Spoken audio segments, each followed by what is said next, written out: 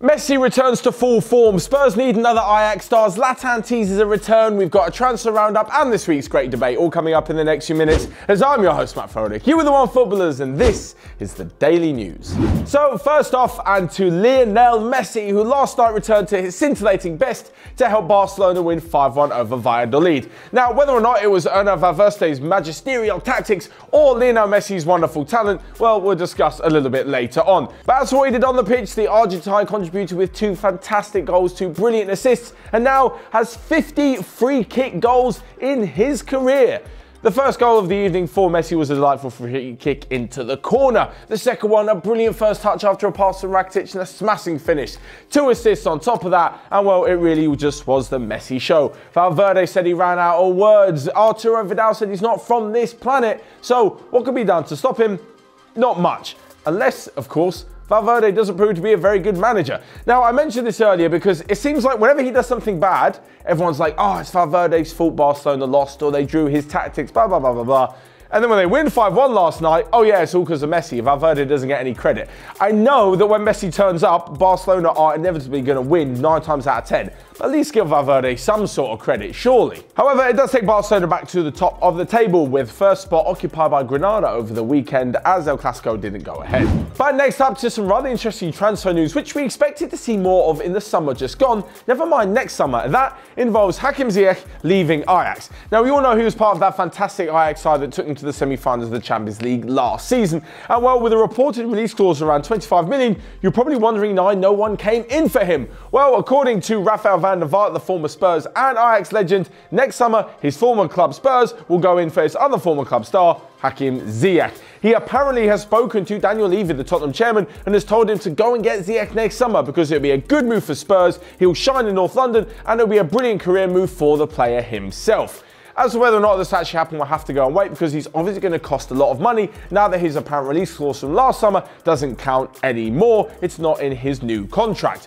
But what it does mean, though, is that there will be a need to get rid of someone in the Tottenham squad, which is already going to happen because Christian Eriksen wants to go. He could be gone as soon as January and Giovanni Lo Celso looks to take his place. But also with Eric Lamela not provided consistently, it looks like Spurs are going to need another attacking midfielder, especially if Dele Alli can't get out of his funk either. Ziyech would be the perfect replacement, and if Van der Vaart says it, well, you got to kind of trust someone with his footballing ability. But next up, back to Zlatan Ibrahimovic, who yet again caused a stir yesterday by pulling off some sort of big act.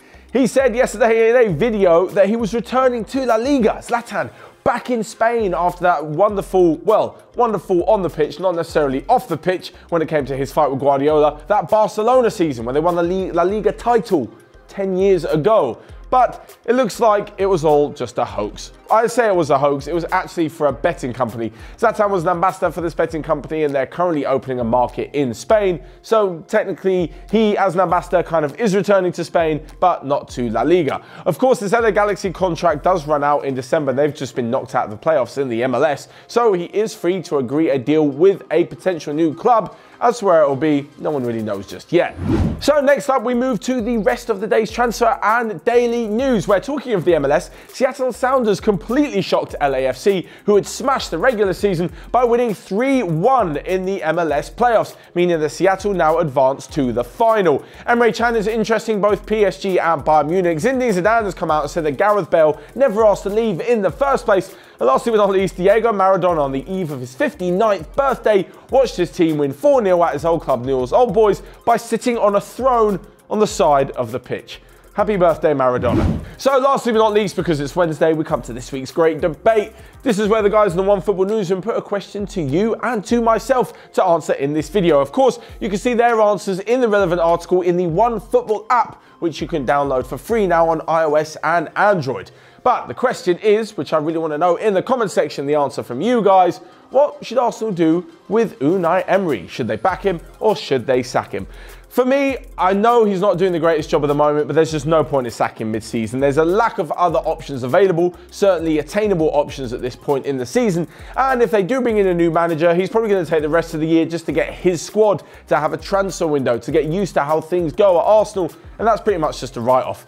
Unai Emery and the squad are good enough to get top 6 at the moment. They might as well just do that and then next summer reevaluate things. So there's my opinion. Let me know yours on the great debate and the rest of today's daily news in the comment section. Whilst you're there, smash the like button and click here or here to check out all of the other videos we've got going on OneFootball. But until next time, I will see you guys later.